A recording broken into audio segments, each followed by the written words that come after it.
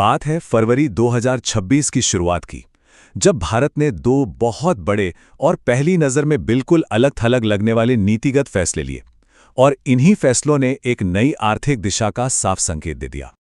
तो सवाल यही उठता है कि कोई भी देश सिर्फ एक हफ्ते के अंदर अपनी पूरी की पूरी इकोनॉमिक स्ट्रैटेजी को आखिर कैसे बदल सकता है।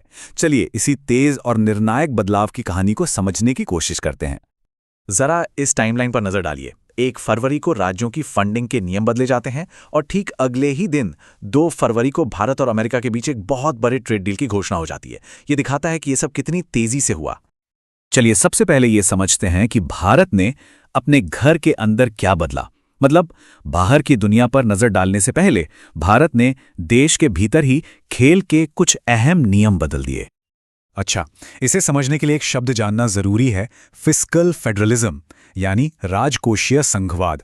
इसका सीधा साधा मतलब है कि केंद्र और राज्यों के बीच टैक्स से आया पैसा आखिर बंटेगा कैसे, और यही वो बुनियादी सिद्धांत था जिसे बदल दिया गया।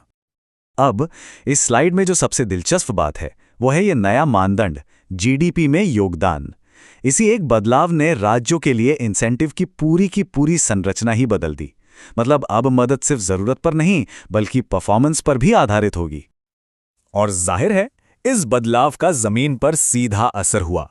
इसने राज्यों के बीच कुछ नए विजेता और कुछ हारने वाले बना दिए।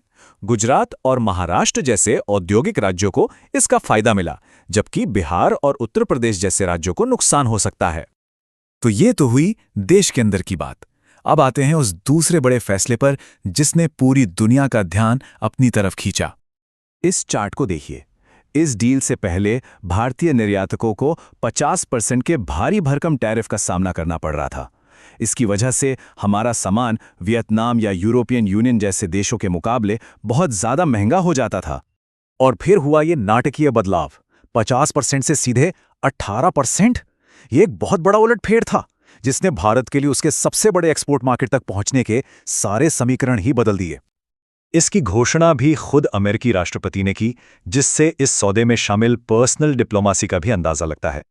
और उधर भारतीय प्रधानमंत्री ने भी इस पर अपनी प्रतिक्रिया दी और इस सौदे को घरेलू अर्थव्यवस्था के लिए एक बड़ी जीत के तौर पर पेश किया।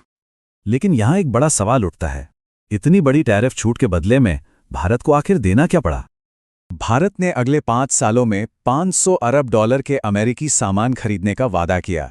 इसमें एनर्जी, एयरक्राफ्ट और टेक्नोलॉजी सब कुछ शामिल है। ये एक बहुत बड़ी कमिटमेंट है। असल में ये डील एक रणनीतिक लेन देन थी जिसमें भारत ने कई बड़ी रियायतें दी। इसमें एनर्जी, बाजार तक पहुंच और जियोपॉलिटिकल अलाइनमेंट सब कुछ शामिल था। लेकिन जैसा कि हर बड़े सौदे में होता है, इसके साथ कुछ महत्वपूर्ण चुनौतियां भी हैं। रूस के साथ संबंधों में तनाव से लेकर देश के अंदर राजनीतिक विरोध तक कई संभावित मुश्किल पहलू भी हैं। देश के अंदर उठ रही चिंताओं पर सरकार की तरफ से भी जवाब आया। कृषि मंत्री ने साफ किया कि कृषि क्षेत्र को लेकर जो आशंकाएं हैं उन्हें दूर किया जाएगा और किसानों के हितों से कोई समझौता नहीं होगा। तो अब इन दोनों कड़ियों को एक साथ जोड़कर देखते हैं कि आखिर ये सब मिलकर क्या बड़ी तस्वीर बनाते हैं। सवाल वही है कि राज्यों के फंडिंग नियमों को बदलना और अमेरिका के साथ टैरिफ कम करना, इन दोनों के बीच आखिर क्या कनेक्शन है? और इसका जवाब ये है कि ये एक ही सिक्के के दो पहलू हैं। देश के अंदर राज्यों को बेहतर आर्थिक प्रदर्शन के लिए बढ़ावा देना और देश के बाहर विकास के मौकों को भुनाने के लिए एक बड़ी आर्थिक ताकत के साथ हाथ मिलाना। यही है भारत की नई राष्ट्रीय रणनीति। और ये गठबंधन सिर्फ टैरिफ तक ही सीमित नहीं है। ट्रस्ट पहल जैसी चीजें ये दिखाती हैं कि ये एक कहीं ज्यादा गहरी, लंबी और रणनीतिक टेक्नोलॉजिकल पार्टनरशिप है जिसे बनाया जा रहा है।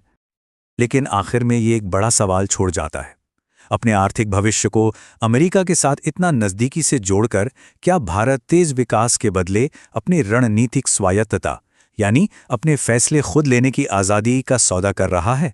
ये एक ऐसा सवाल है जिस पर विचार करना बहुत ज़रूरी है।